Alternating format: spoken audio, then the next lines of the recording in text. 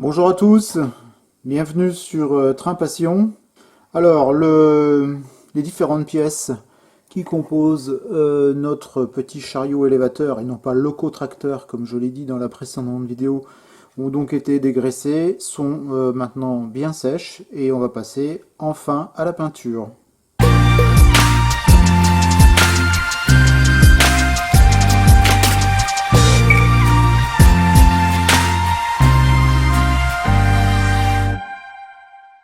Alors, ce qu'il faut essayer de faire dans la mesure du possible, lorsque l'on a des sous-ensembles à mettre en peinture, c'est de les fixer sur des petits supports pour éviter d'avoir à les manipuler justement lorsqu'on peint avec notamment l'aérographe. Alors ici par exemple, pour la partie grille de protection, étant donné que je n'ai pas la possibilité d'ajouter un petit support, comme on va le voir après avec les autres pièces, eh bien, j'ai pris la décision de le fixer sur le bout d'une précelle et puis donc de protéger ma précelle avec de la bande cache de façon à éviter de la repeindre avec le reste du modèle.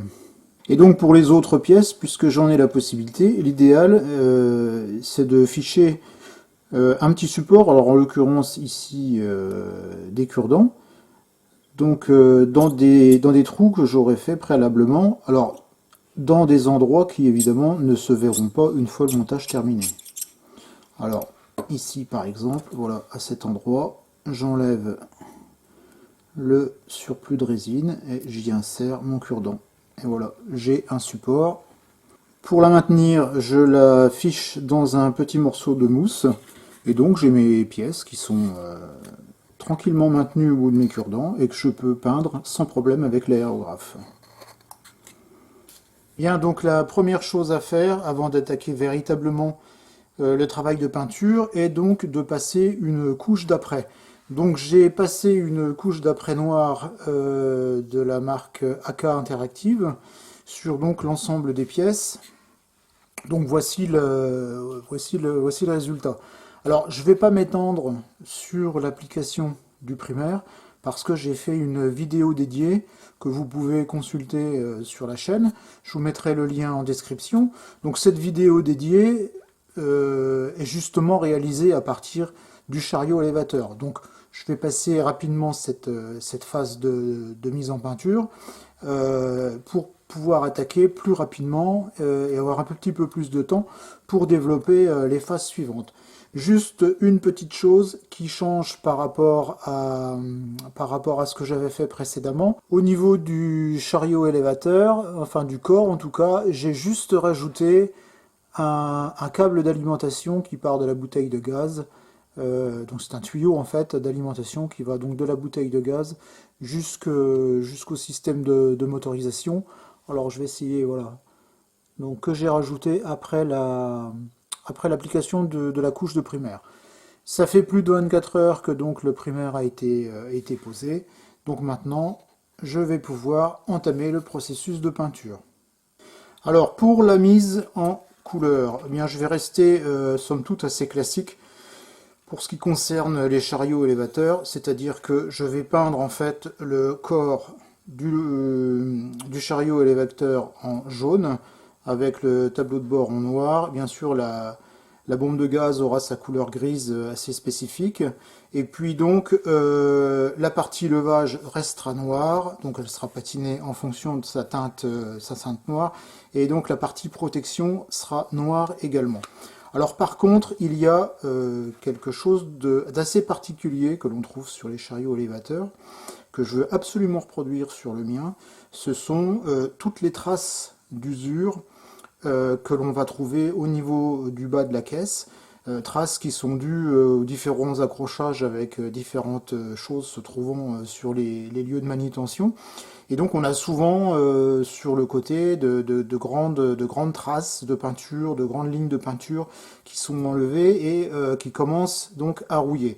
Donc ça, je vais le reproduire sur ce petit engin avec ce qu'on appelle la technique de la laque. Alors la technique de la laque, c'est quoi?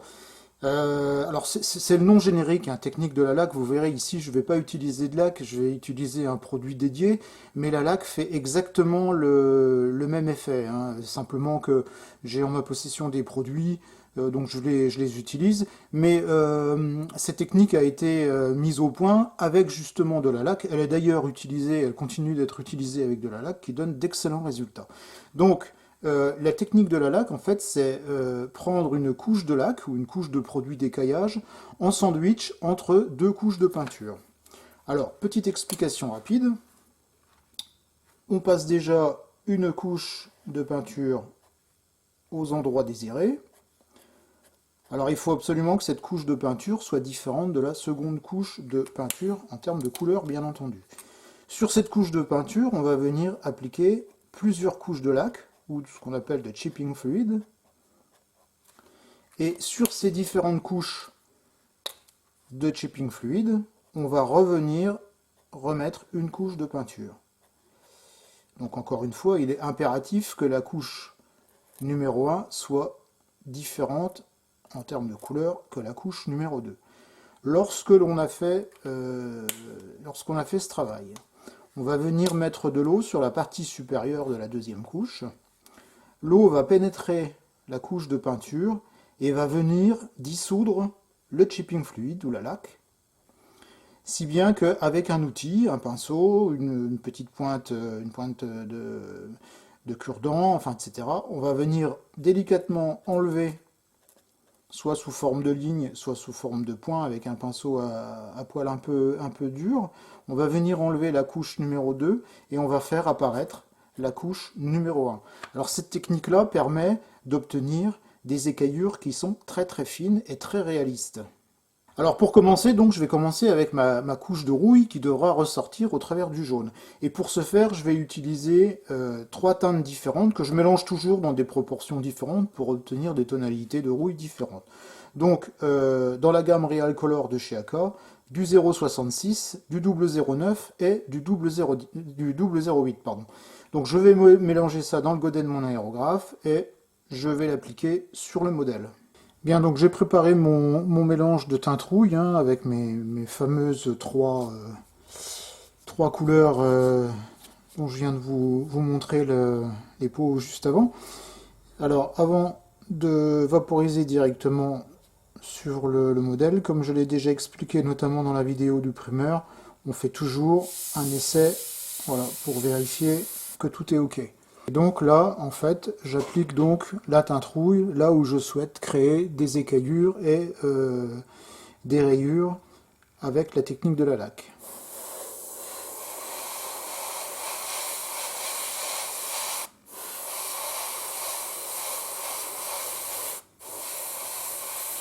Alors comme j'ai déjà expliqué, on ne cherche pas à couvrir du premier jet.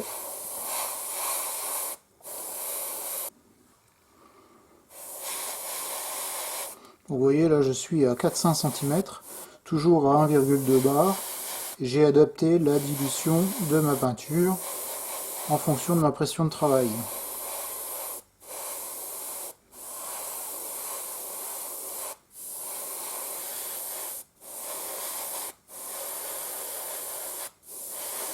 Voilà, je vais laisser comme ça pour le moment. Je vais attendre que ça sèche un petit peu et je reviendrai dessus. Je vais également traiter la protection de toiture.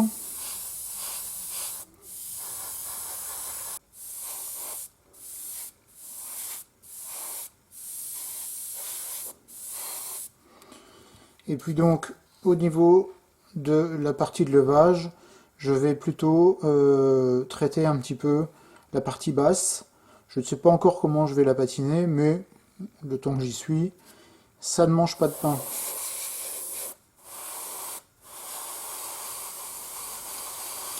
Donc ma première application étant bien sèche, je repasse pour ma seconde application et donc pour terminer cette fois la mise en peinture avec mon ton rouille. Voilà, donc j'ai terminé l'application de ma couche de rouille.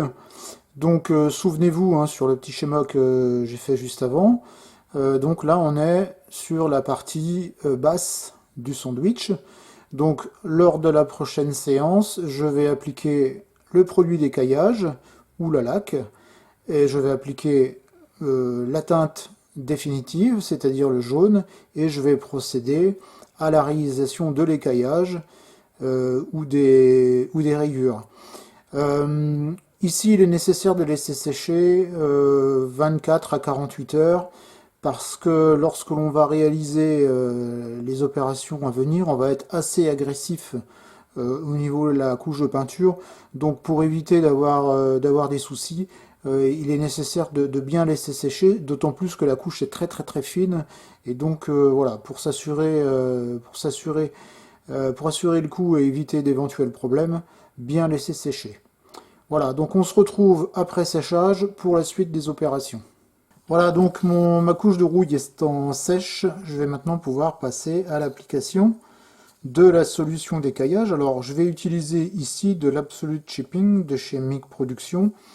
Il existe bien sûr des produits similaires dans d'autres marques, ou la bonne vieille laque à cheveux qui fait aussi son office. Donc je vais en mettre dans le godet de mon aérographe et je vais pulvériser sur l'ensemble du modèle.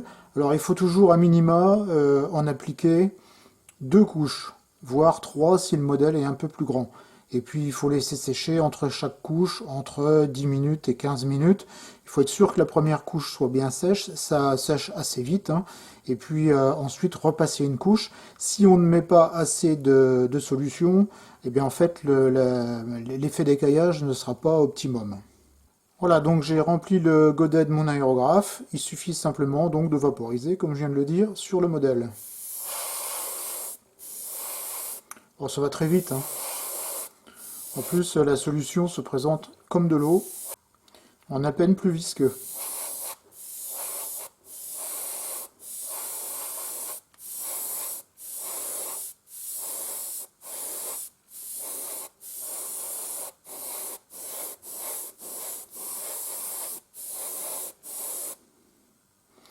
Alors si vous avez une surface qui fait des petites gouttelettes, pas d'affolement, c'est tout à fait normal. Je ne sais pas là si on verra à la caméra. Lorsque le produit va sécher, en fait, il va bien se tondre. Donc en fait, ce sera le signe que le produit est sec. Donc là, voilà, je vais laisser sécher. Voilà, donc la première couche est parfaitement sèche. Je n'ai plus cet effet mouillé de gouttelettes d'eau sur ma maquette, sur mon modèle. Donc je vais appliquer une seconde couche.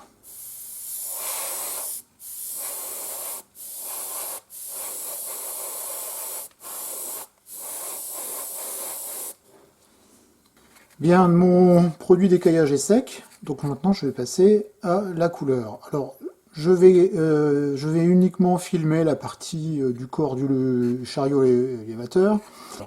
Sachez tout de même que donc, pour la partie protection et donc la partie levage, je vais utiliser du RC 071. Je ne vais pas mettre un noir très dense, je préfère avoir quelque chose qui tire un petit peu sur le brun, sachant que ma sous-couche là est déjà d'un ton rouille. Alors donc comme je l'ai dit, je vais plutôt me concentrer sur la partie du corps du chariot élévateur. Alors, voilà, je dégage un peu la place. Pour peindre donc le corps en jaune, eh bien on va commencer à peindre en blanc. Et ensuite, j'utiliserai du jaune. Alors pourquoi du blanc?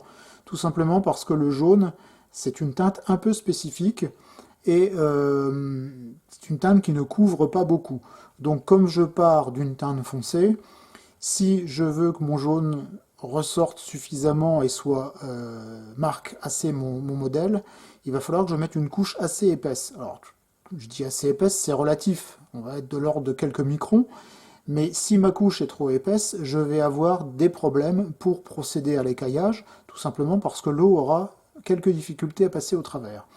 Si je mets une très légère couche de blanc, donc en fait je vais éclaircir cette teinte foncée rouille, et ensuite je vais passer très légère couche de jaune, je vais obtenir quelque chose de plus lumineux pour le jaune, en ayant quelque chose de beaucoup moins épais qui va me permettre de procéder à l'écaillage beaucoup plus facilement. Voilà, donc j'ai procédé à mon mélange. Je suis à peu près à l'ordre de 40% de peinture pour 60% de thinner. Allez, on y va. Hop, j'ai zoomé un peu. Voilà, de façon à ce que vous voyez mieux. Et après, la procédure reste la même que pour toutes les procédures de peinture.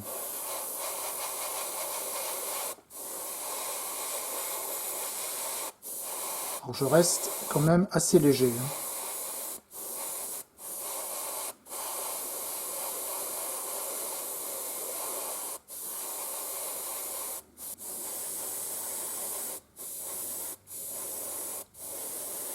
Je vais m'arrêter là, je ne vais pas chercher à couvrir plus, c'est parfait.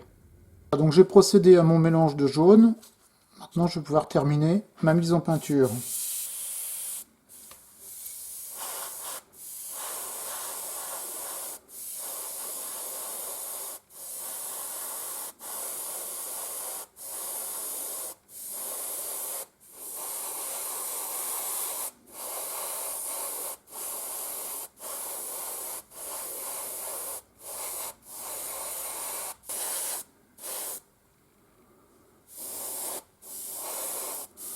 Voilà, je vais m'arrêter là, c'est terminé pour la partie jaune. Donc maintenant, hors caméra, je vais refaire un mélange de noir, donc le RC 071, et je vais peindre le reste des pièces. Voilà, donc j'ai terminé de passer mes couches de peinture. Maintenant, je vais procéder à la réalisation des marques au niveau de la peinture. Alors j'ai ici de l'eau, un pinceau. Je dépose de l'eau un peu partout sur le modèle. Voilà. Et donc ici j'ai du tampon à récurer, un petit morceau de tampon à récurer et une aiguille métallique. C'est en fait une vieille aiguille d'aérographe qui ne me sert plus. Et donc avec ça, je vais réaliser quelques raies, quelques traînées qui vont rester assez fines du fait de la technique utilisée. Alors, je vais peut-être zoomer un petit peu. Voilà. Je remets un peu d'eau.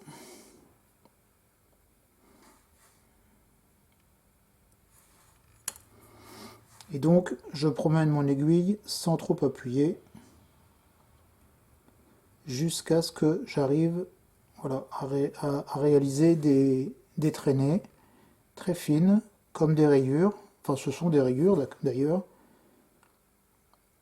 sur les côtés, qui sont dues à des petits accidents de manutention. Voilà, donc on voit la peinture qui s'enlève. Ensuite, avec le tampon à récurer, je viens tout doucement voilà, frotter.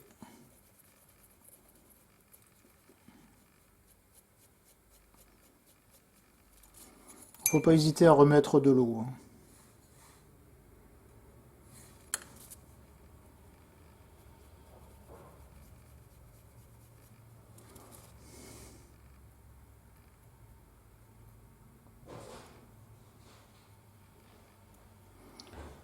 Voilà, sans trop appuyer.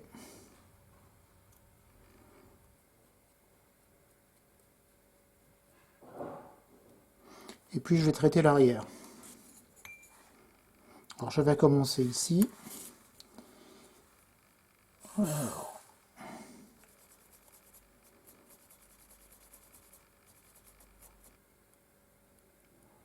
Voilà, je vais en refaire quelques-unes ici.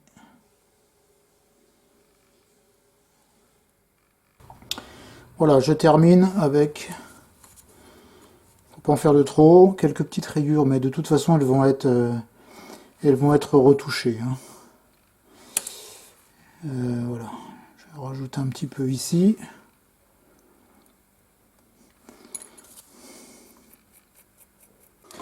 Alors maintenant, j'ai préparé un mélange de AK 1108 Hull Red et de AK 1104 Saddle Brown que j'ai mélangé avec quelques gouttes d'eau. Donc j'obtiens ce mélange et avec un pinceau assez fin, je vais venir retoucher les plus grosses rayures que je viens de créer, donc avec mon aiguille d'aérographe.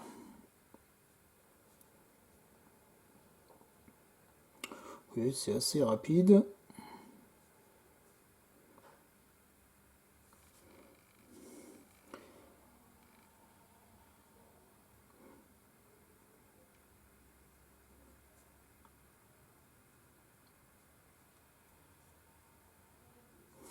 Voilà, et ensuite je nettoie mon pinceau et je viens essuyer les bords.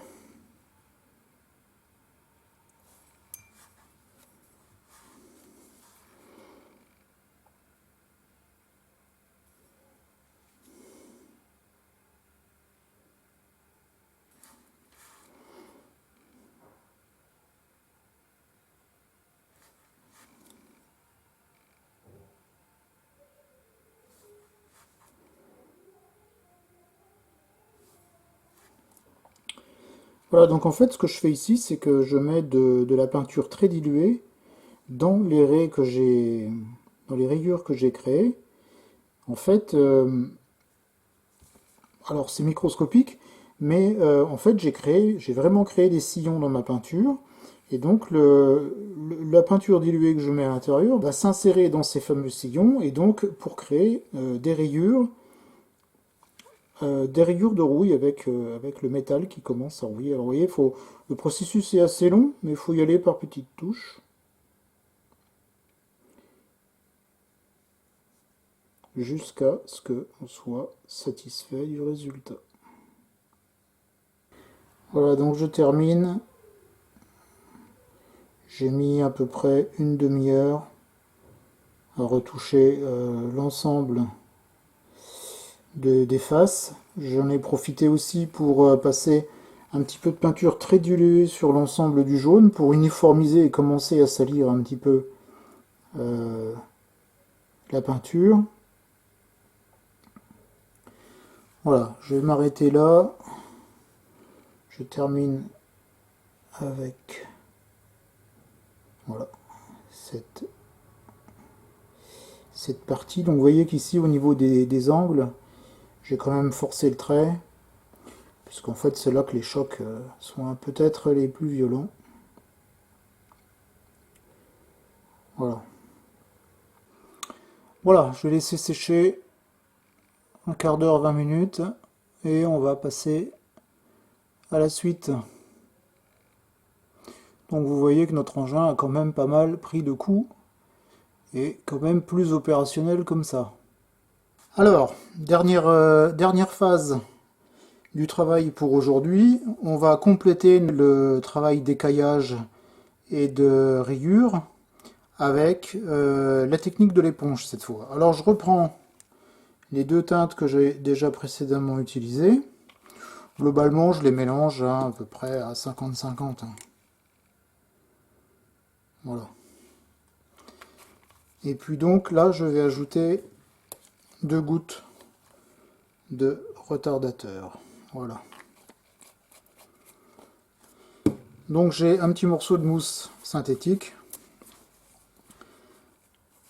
que je coupe de façon à ce qu'il ne me reste voilà, qu'un tout petit morceau comme ça, et je le mets dans une crécelle, parce que moi j'aime bien de voilà, travailler comme ça, avec cette technique, plutôt que avec le doigt. Je trouve que je suis plus à l'aise comme ça. Voilà, donc je vais mélanger ma mixture, et je vais bien ressuyer ma mousse. Alors quand je dis bien ressuyer ma mousse, c'est sur le papier absorbant, faire en sorte que je n'ai pratiquement plus rien qui marque. Voilà. Lorsque je viens tapoter sur mon papier absorbant. C'est très important de travailler le plus fin possible. Voilà, donc je prends le corps de mon chariot élévateur et je viens tout doucement appliquer, tapoter. Voilà, pour accentuer encore l'effet d'usure. Alors comme j'avais peu de matière dessus, je suis obligé de venir en rechercher assez régulièrement. Vous voyez, j'en enlève bien. Et donc, voilà, je continue.